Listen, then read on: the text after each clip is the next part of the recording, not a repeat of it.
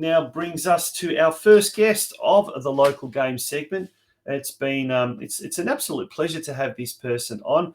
He was the co-founder of FC Leopold back in 2016, and they saw the light of day with their first competition game in 2017.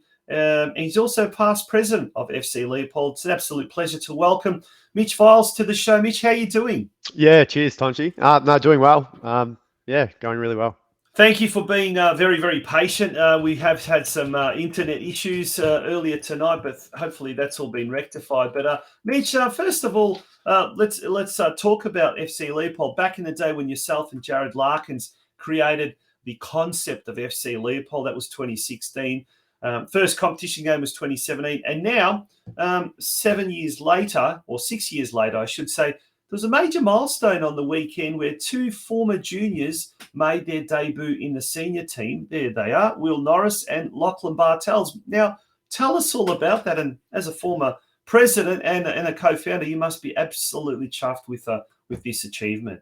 Yeah, 100%, Tonchi. Look, I mean, those boys, I think, started out in, I think it was the under-12s team that we had, probably the first under-12s boys team that we had back in 2017. So, look, to see them, have their first crack at senior football is, look, just fantastic. We've obviously had the same thing happen in our women's team as well. But, yeah, especially for these boys who have been involved from the start is absolutely huge. And, look, I'm sure there'll be hopefully a few more by the end of the year as well. And, we're now at a point, thankfully, where we've got options all the way through. We're going to be able to develop our own senior players as opposed to them, turning up from nowhere, like in year one. So yeah. Let's talk about the club at the moment. You're still on the committee as a general committee member, but of the young family, it's a bit difficult now. And I guess there is always that succession plan when you start something. It's good. It's a good time to move on eventually and pass the reins, and that's usually the sign of a healthy club. But tell us some of the highs and lows over the last 6-7 years of the club. And there's been quite a few highs, let me tell you, huh? Yeah. Firstly, obviously a huge amount of work to get things up and running. With Jared, that was, probably a good 12 months of work sort of behind the scenes, starting from an idea to sort of getting where we are now. Look, obviously starting from scratch, you're sort of putting your hands up and asking for any help that you can get. So look, luckily we were able to get some really good people on board early on. As our first committee, and then started advertising, and from there, the numbers have gone up. Look, every year bar the COVID impacted year, really. Numbers have just kept growing since then. We've had a senior men's team have had a bit of success. Won a grand final, and our junior boys team also won a league. I think it was last year as well. So. The amount of players we've got now, though, it's just exploded. We obviously got the club rooms last year. We got that handed over in the middle of the year. That was huge, for the club. Obviously, before that, we sort of were dealing with a little portable shed that'd been home for 5 odd years. So we were glad to get out of that. But that's probably where now we're in a position to we're a big part of the community now, and we'll be able to continue to grow, which is fantastic. Speaking of growth, there is an AFL oval right next to Estuary Reserve where you play. Is that being able to be utilised for overflow of training and things like that? So the issue with that, Tonchi, so we haven't got lights at that facility yet. For some of the junior teams, if they can get on there, if there's enough light, if they have an earlier training session, they can get on there and utilise that. We have been with City of Greater Geelong. We've been lucky enough to get a grant to look into conversion of that into a multi-use facility, and also some lighting. So look, that's probably the next big project for our club is to get our hands on that, get some lighting, because as is the case for a few clubs in Geelong, we're sort of really struggling with the space we've got, especially with the rain. Our pitch hasn't got the best of drainage, so we've got to look after it from that perspective as well. So we're very much looking forward to seeing that happen. And hopefully it's sooner rather than later. Fantastic. And look, one of the things that FC Leopold really tried and strived hard to do right from the outset was to create a club culture that was welcoming, that was inclusive.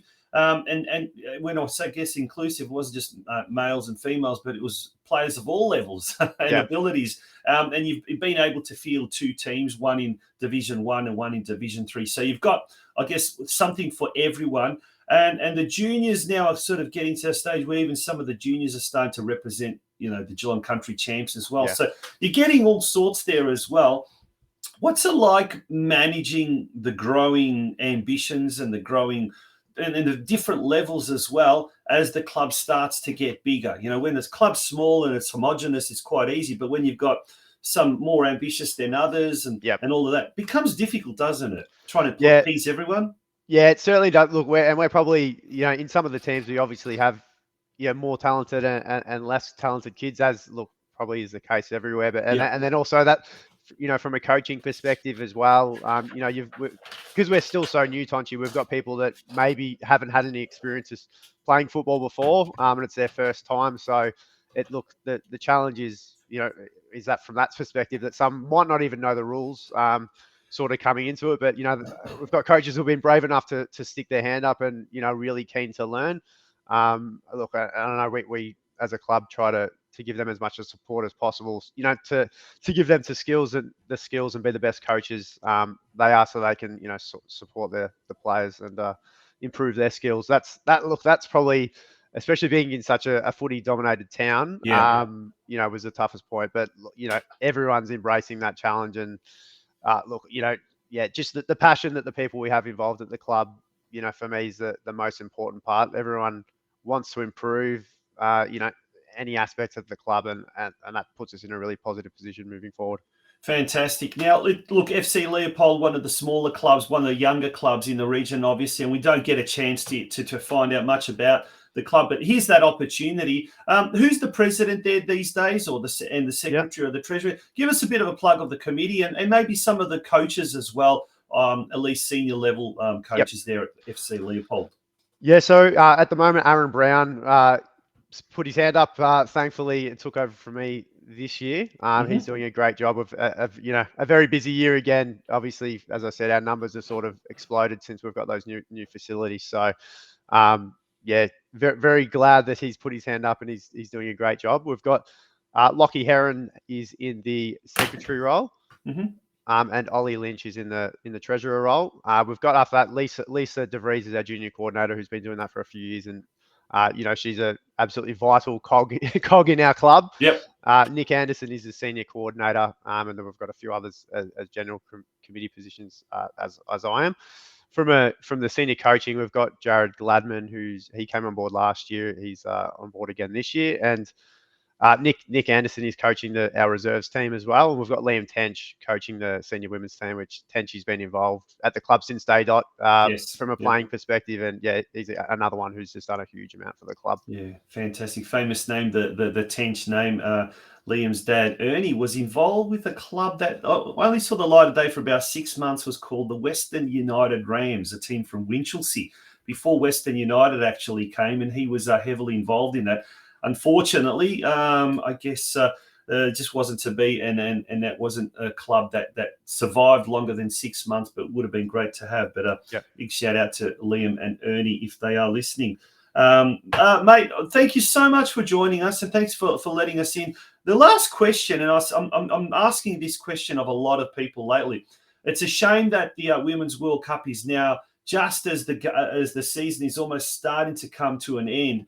It would have been good if it was in March or something like that, just prior to the season. But are we, as a region, number one, or maybe even closer to home, FC Leopold, are you ready for the expected interest in the game? And do we need to capitalise on this right now, as opposed to waiting until next year, because then things might cool down and interest levels might drop? Are we ready for it, mate?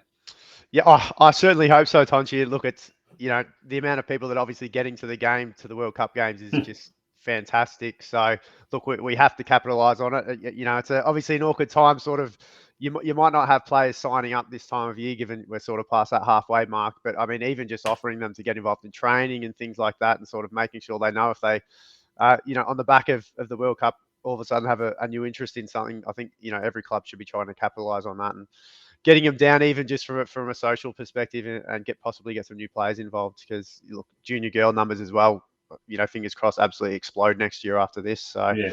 time will tell, but no, I'm very positive. I expect numbers to explode. Well, hopefully on the back of that, hopefully, fingers crossed, we can get lights out there from City of Greater Geelong at Fingers Estuary crossed. Reserve, and then we can really, really accommodate the expected boom in the World Game. Mitch, thank you once again for joining us on today's show, and we'll just pop that picture up of those two young boys from FC Leopold. How did they go? Were they playing in the reserves team, or were they playing in the firsts? Well, that's straight into the deep end, Tonchi. Wow. So Will actually played 90 minutes in his first game. He was fantastic, and look, Lockie probably got around half an hour in the game as well. But no, they both did really well. Obviously, I'm sure they were pretty nervous, but yeah, as I said, Will played 90 minutes, and to do that after he had his own game in under 16s in the morning was fantastic. I know certainly a few of our older bodies in our team wouldn't be able to back 2 games up like that. So no, we're very glad to have him, and he did fantastic. Unfortunately, the result there wasn't what they expected. FC Leopold going down 1-2 to it was the battle of the second youngest club against the youngest club, Armstrong United Pelicans, who have only been around since about 2019 or thereabouts, or something like that as well. Yeah. Mate, thank you for joining us on the show. Wish you all the best, and wish everyone down at FC Leopold all the very best for the rest of the 2023 season. Cheers, Sanchi. Thanks for having me.